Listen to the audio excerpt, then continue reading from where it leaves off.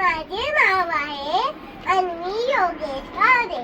माझ्या शाळेचे नाव आहे इंडियन एज्युकेशन सोसायटी आणि माझ्या नाट्यछटेचे नाव आहे खरं काय खोटं काय. काय म्हणता केवढ्याने रडते? अहो रडू नको तर काय करू. आईने बदलल्यावर काय होतं ते तुम्हाला काय कळतं? काय म्हणता खरं की काय? हो हो अगदी खरं. कुचत एक छोटंसं पिल्लू त्याला दूध पाजा मग घरात आले तर ते आले की माझ्या पाठोपाठ झालं. त्याच्या चिखलाच्या पायाने फरशीवर डाग पडले आणि आमच्या मातोश्रींना निमित्तच मिळालं. तर सॉलिड बदललं मग सांगू आय ग अजून पण दुखते. काय म्हणता पण मला हे कळत नाही.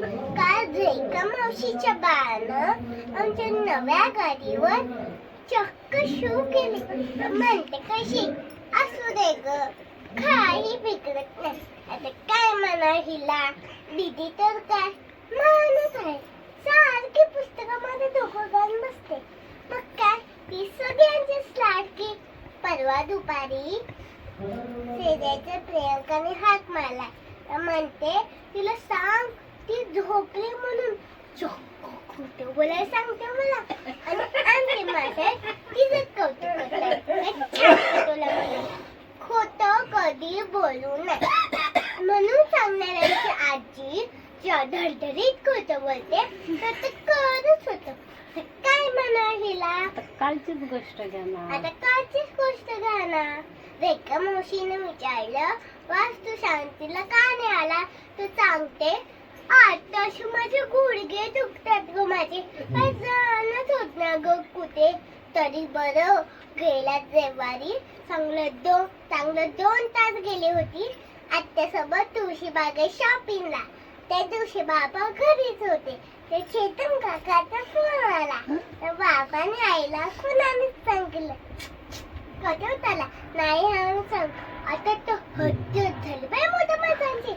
मी विचार केला आपण बघ यांच्यासारखं बघून काल आईने मस्त टीव्ही लावून दिले.